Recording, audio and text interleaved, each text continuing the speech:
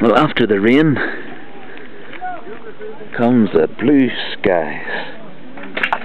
Don't know if you can see them there. Something fell in here. But look at that. The sun is out. The tents have a wee bit of trouble with the torrential rain, so we'll dig a trench around the tents. But it's starting to dry off, and it may be no more rain tonight. But I think the tent's wet inside. Yes. Wet inside. Flooded.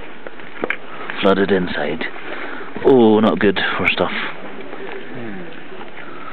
I'll maybe have to go. Well, I do have to go to the toilet again, and then I'll go and check out our tent.